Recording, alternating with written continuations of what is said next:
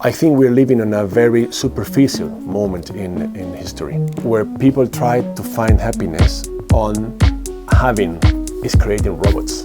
That's why when you are different, sometimes you are perceived as strange, and you are not strange. You are different, and that's very cool. Am I crazy? Probably yes. Probably yes. I have no name, but some people know me as Oscar Vega. Can you introduce yourself and tell us who you are? Okay, it's a very difficult question because to introduce yourself is something very difficult. I'm a normal person. That's my introduction. I was working during so many years in different sectors, computering, hotel sector, and banking. And then I created my own company, and now I'm a fully dedicated teacher. So I live doing what I love. So this is my passion, and I enjoy a lot teaching people. What do you think is the drive of human behavior? I don't know. It's a very good question. I think survival. I think the human being is made to survive. We can talk about money, we can talk about prestige, we can talk about ego. I think the main reason to live is survival. So what moves people to live is to survive. And then we can talk on all the different things, but I think people live to survive. And in our Western world, what do you think is the best way to survive? What I think is not important here. I think the important thing here is what the powerful people think. I think the best way to survive is love. I think the best way to survive is to create a family and to grow by giving and receiving love. But I think the powerful people is not thinking on that. I think powerful people is thinking about, I don't know if we can say it, in evil. I think powerful people are thinking about a new way to pray. I think powerful people are thinking on the opposite of God. And now powerful people is making everything related to defeat God. What can I do as an individual, like to save myself and to have the best possible life? You are in what side you are, evil or God? Do I have to decide to myself? I think could be. What can you do as an individual is to fight. I think we are at the era where rebels will win. I think that now we are in a very difficult situation because most of the people follow the standard messages. And if you want to fight, if you want to survive as a human being goal, you need to fight. I think the following question should be, it is easy to do. How can I fight? I don't know. I fight every day by questioning everything.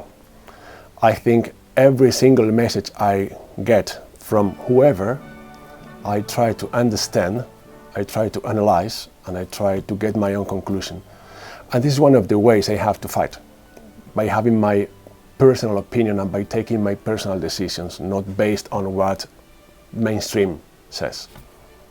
And could you name like the goal, what you're fighting for? Or do you have a vision of what should be? I'm fighting again companies trying to heal you instead of companies trying to make you easy life. I'm fighting against political parties by not voting anyone, and fighting against woke messages by taking my own conclusions. Some of them are aligned to the, let's say, woke speech, and some of them are not aligned. But I try to follow a personal goal that is to generate, let's say, a tribe. I think my tribe is my family, and my tribe is everyone who wants to get my opinion. I'm saying to get, not to accept. But if you're able to accept my opinion, you are part of my tribe, because I feel that what I'm saying can be more or less useful for you, at least to take your own opinion. Am I crazy? Probably yes. Probably yes. How can someone find happiness in what he or she is doing? Okay, I love one happiness definition. That is, happiness is everything that happens between shit.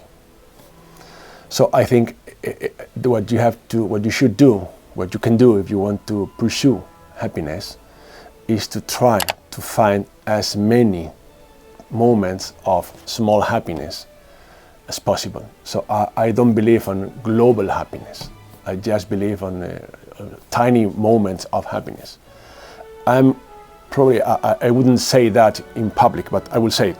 I'm one of the luckiest person you will ever meet, because I try to be always at those tiny moments of happiness, and I usually reach it. So I try to find this happiness on every single thing in life. So believe me, I'm one of the happiest person you will meet forever in your life. That's true. It's a pleasure. Thank you. But do you think that the Western world is like totally against happiness, or? Okay, I think it's a very holistic question. I think the Western world is. By the way, I wouldn't like to fight Western world against the rest of the world, because maybe we are starting on thinking so many differences related to religion, related to way of life, culture, etc. But I will go again to the human beings. I think we're living in a very superficial moment in history, where people try to find happiness on having, not being or giving. And it is not easy to find happiness, because when you base your happiness on having, this is infinite. You will always want to have more and more. And then I think Western world, I can probably talk about capitalism. I think the Western world is based on capitalism, by the way, into brackets. I think it's the best system in among all systems, but it is not perfect at all. And it forces us to try to find happiness by having, not by enjoying, giving or receiving love and experiences. So I will not talk about Western world, I will talk about capitalism. Now it is very difficult to find a different way of being in Madrid, Berlin or China or Alaska. I think now we are very similar. Globalization is creating robots. So I think we are at the robots era, not artificial intelligence era. And robots don't have feelings, so they will not probably be happy. So you mean robots because we are all more or less very similar because of globalization? We know how people are in Alaska and we adapt so that we have one like very similar mass. I think we are, if we talk about soul, I think we're similar. I'm not saying that we are as bad as everyone, but I think we are not different. That's why when you are different, I don't know you, I know you, you are different. That's why sometimes you are perceived as strange. And you are not strange. You are different. And that's very cool, because most of the people are the same. And how can a young person as an individual try to embrace this difference in themselves and to follow their truth and become who they're supposed to be and not just become like another black and white person? Again, fighting. And how can you fight to be different? By putting your vision not only on the robots, but also on the differences. And when you follow the different people, maybe you're able to understand different life perceptions. And you need to fight. Believe me, when I try to understand everything that happens around us, it's a very, very exhausting experience, because you need to read a lot. You need to get, let's say, reliable sources, because it is plenty of non-reliable sources. You need to try to distribute your time between fake and non-fake sources, and you need to understand why people say that and why other people is saying the opposite. But in my opinion, there are more interesting things on different people than robots. Someone will kill me after watching this video, I'm sure. If you watched the video until now, this is your sign to subscribe. And if you have any more questions or a completely opposing opinion, write it down in the comments below. Thanks for watching and see you next week.